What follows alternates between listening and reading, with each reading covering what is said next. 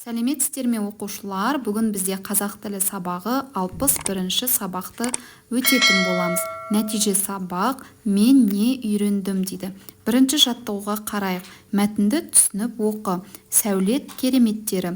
Кейбір ғимараттар келушілерді ерекше сәулетімен тамсандырады. Қытайдағы Ұлы Қытай қорғанына жыл сайын миллиондаған саяхатшылар келеді.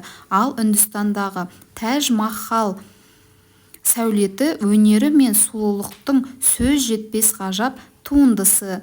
Тәж-Махал мәрмерінің түсі маусымнан маусымға дейін сағат сайын өзгеріп отырады деседі дейді. Сіздерге мәтінді оқып шыққан болатынбыз. Келесі астындағы кестеге қарайық. Сұрақтардың көмегімен мәтінге жоспар құр дейді. Бізге дайын сұрақтар берілген екен, осы сұрақтарға қарап жоспар құратын боламыз. Бірінші сұрақ: миллиондаған саяхатшылар келетін қорған қалай аталады дейді. Олай болса, осы сұрақтың жауабы Ұлы Қытай қорғаны болады екен. Келесі екінші: Үндістандағы ғажап туынды қалай аталады дейді. Ғажап туынды Тәж-Махал деп аталады деп жоспар құрсақ болады екен. Үшінші сұрақ: Тәж-Махалда ненің түсі өзгеріп тұрады? Тәж-Махал мәрмәрінің түсі өзгеріп тұрады екен. Дәл осылай видеодағыдай 3 жоспар құрып алсақ болады екен. Келесі: жоспар мен тірек сөздерді пайдаланып мәтіннің мазмұнын жаз дейді. Тірек сөздер бізде сәулет кереметтері, тамсандыру, Ұлы Қытай қорғаны, миллиондаған халық, Тәж-Махал, мәрмәрдің түсі, маусымнан маусымға дейін сағат сайын өзгеріп отыру.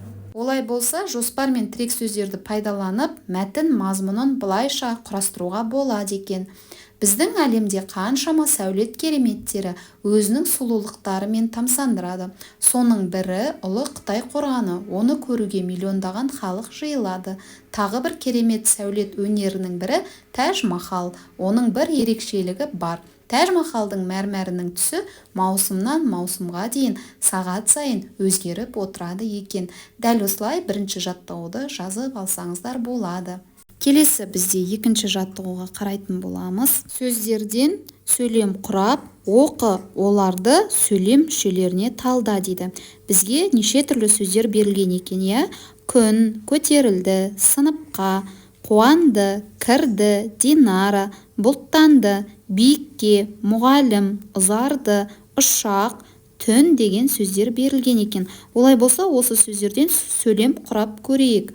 Мысал үшін: күн бұлттанды, түн ұзарды, Динара қуанды, ұшақ көтерілді, мұғалім кірді деген сөйлемдерді құрасақ болады екен. Олай болса, осы құралған сөйлемдерді сөйлем мүшелеріне талдап көрейік. Күн бұлттанды.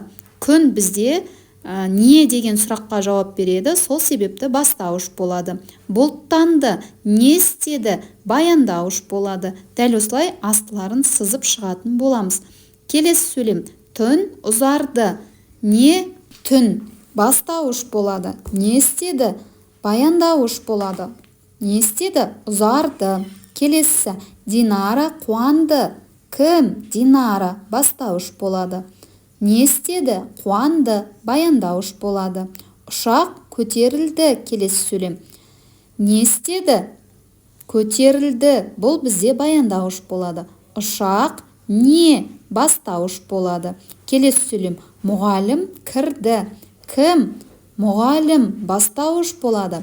Кірді. Не істеді? Баяндауыш болады екен. Дәл осылай сөйлем мүшелеріне талдап алған болатынбыз. Ары қарай құралған жалаң, жайылма сөйлемдеріңді тиісті пойыз вагондарына орналастыр. Бұл сөйлемдердің бір-бірімен айырмашылығы неде дейді. Бізге жалаң және жайылма сөйлемдер берілген екен. Жалаң сөйлемде бастауыш және баяндауыш болуы тиіс, ал жайылма сөйлемдерде бастауыш, тұрлаусыз мүше және баяндауыш болуы керек екен. Олай болса, ең алдымен жалаң сөйлемдерді жазып шығайық. Күн бұлттанды, түн ұзарды, Динара қуанды, ұшақ көтерілді, мұғалім кірді. Осы сөйлемдердің барлығы бізде жалаң сөйлемдер болады екен. Дәл осылай астын сызып жазып алсаңыздар болады. Біз жаңа бұл сөйлемдерді талдап алған болатынбыз. Келесі жайылма сөйлемдерге қайсы сөйлемдерді жатқызуға болады? Ұшақ биікке көтерілді болса, бұл бізде жайылма сөйлем болады екен. Не деген сұраққа жауап береді? Не десек ұшақ, демек бұл бастауыш болады. Қайда? Биікке. Бұл бізде тұрлаусыз мүше болады. Келесі, көтерілді, не істеді? Баяндауыш болады екен. Келесі сөйлем, мұғалім сыныпқа кірді. Кім? Мұғалім. Бұл бізде бастауыш болады. Қайда кірді? Сыныпқа. Бұл бізде тұрлаусыз мүше болады екен. Кірді, бұл бізде баяндауыш болады. Не істеді деген сұраққа жауап беріп тұр. Дәл осылай жалаң және жайылма сөйлемдерді екіге бөліп жазып алған болатынбыз.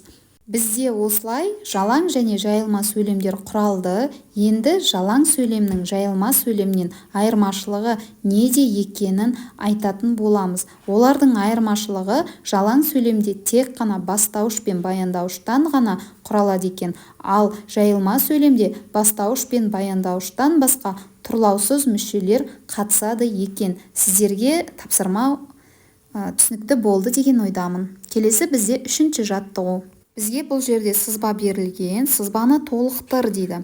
Бірінші сызба бізде бос тұр, екінші сызбаға мағынасына қарай өзара байланысады дейді. Ал үшінші сызбаға олардың байланысы сұрақ қою арқылы анықталады деп жазып қойған екен. Демек бұл бізде сөйлем мүшелері болады екен. Келесі бізде төртінші тапсырма. Мәтіндегі көп нүктенің орнына тұрлаулы мүшелердің бірін қойып оқы дейді. Мен және көп нүкте қойылған сөйлемде менің мойныма ұшан теңіз жауапкершілік жүктеледі. Мен сөйлемдегі ойдың иесімін дейді. Менсіз сөйлем басы жоқ серке тәрізді. Кім не деп сұрай келген жан болса, мені көп қиналмай-ақ бірден тауып алады дейді. Рас, кейде көзге түспей жасырынып та қаламын. Бірақ ол менің кінәм емес дейді. Мәтін Бердібек Соқпақбаевтікі екен. Олай болса бұл жерде көп нүктенің орындағы сөзді табу үшін біз тұрлаулы мүшелерге нелер жататынын біліп алуымыз қажет екен. Тұрлаулы мүшелерге бастауыш пен баяндауыш жатады екен. Сонда мен бастауышпын деп басталады екен осы мәтін. Сіздерге түсінікті болды деген ойдамын. Келесі бізге айтады, енді үшінші сөйлемді сызбамен алмастыр дейді. Үшінші сөйлем бізде мен сөйлемдегі ойдың иесімін дейді.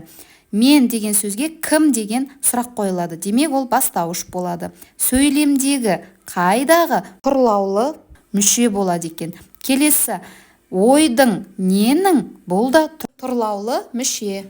Иесімін, несімін зат есімнен жасалған баяндауыш болады екен. Енді бұл сөйлемді сызбамен алмастыратын болсақ, былай болады екен. Мен сөйлемдегі ойдың иесімін болса, мен иесімін деп байланысады. Сөйлемдегі иесімін және ойдың иесімін деп үш түрлі жолмен байланысады екен. Осылай сызбамен алмастырып алады екенбіз. Сіздерге жаттығу және де бүгінгі өткен тақырыбымыз түсінікті болды деген ойдамын. Келесі сабақта кездескенше сау болыңыздар. Сіздермен бірге болған Мақпал Ерболатқызы.